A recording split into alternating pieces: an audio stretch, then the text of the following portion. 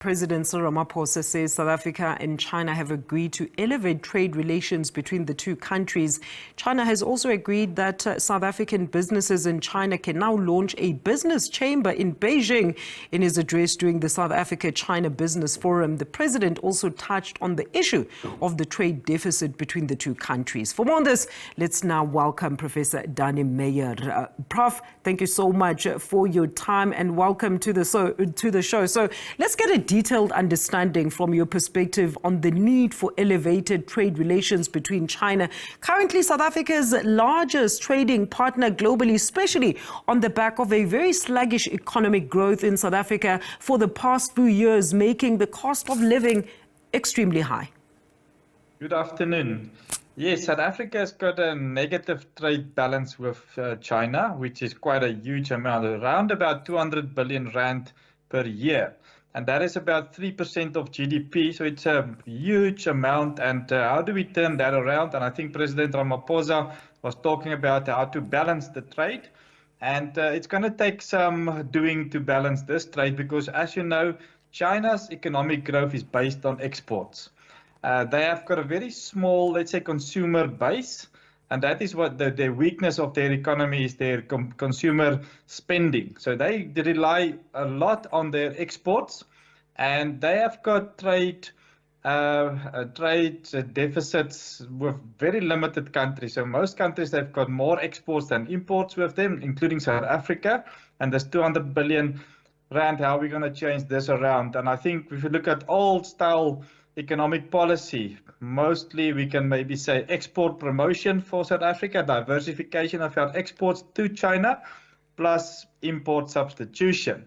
And if we talk like that, I don't think China's going to like it much. If we say we're going to reduce this trade balance or trade deficit that we've got. This deficit is a huge leakage in South African economy. It's 3% of the GDP if you look at the numbers. And it's quite a big number. So we need to have huge policy changes with China to achieve this. Looking at that very same point of balance, Prof, I mean, looking at the current balance of trade between the two countries and taking into account, of course, the fact that China is actually our BRICS partner and enjoys a litany of products that are imported to South Africa, mostly with South Africa, of course, mostly exporting minerals to China. What further expansion as well as benefit do you think we can still explore in order to cement these trade relationships? I know there's quite a lot of excitement in the automotive industry, which is currently seeing a lot of Chinese model cars dominating sales in the automotive sector. Yeah, to balance this trade deficit will take a lot of doing. We are exporting mostly raw products. Our agricultural products, our mining products are exported, and we import a lot of the let's say lower quality Chinese products to South Africa for consumer spending mostly. And so we need to produce more final products from our agricultural sector as well as from our mining sector. So we need to add value to our products that we are exporting, and that will take time to do. Our manufacturing sector has been declining over the last 20 to 30 years. And well, to turn that ship around needs a new policy for South Africa in terms of manufacturing sector. And I think that is where China can support us to re-establish our manufacturing sector, and that could help us a lot. I think is my image changed there? I'm not sure if my image is okay on the screen. We can still see you, Prof. Go ahead.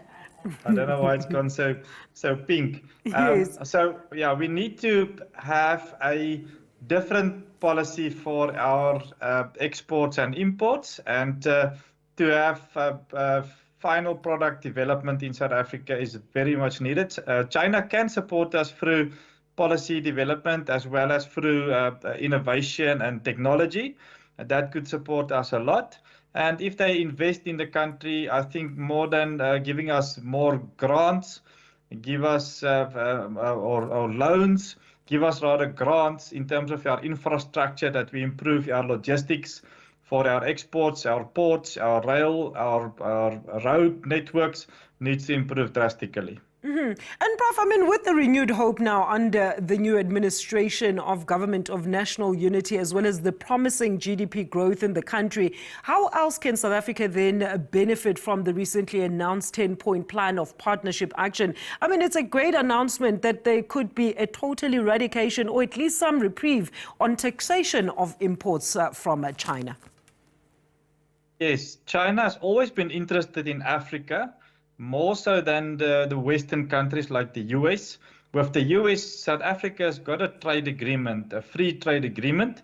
We don't have it with China. And I've heard the president talking, and also the Minister of Trade and Competition, Minister Tao, he said the last few days that like 100 products from South Africa would be exempted from any tariffs exporting to China. If that is true, and there is a new agreement, a tariff agreement signed in the last few days, that is wonderful news. But we haven't seen the formal confirmation of that. I think we need more transparency to see, okay, what has been signed, what has been agreed to, and then we can say more. But it looks like it is looking good if it's really 100 products that is tariff-free. Prof, great input. Thank you so much for your time this afternoon. Thank you. No problem, Prof. That is Professor Daniel Meyer there on the China-Africa Summit that just concluded in Beijing.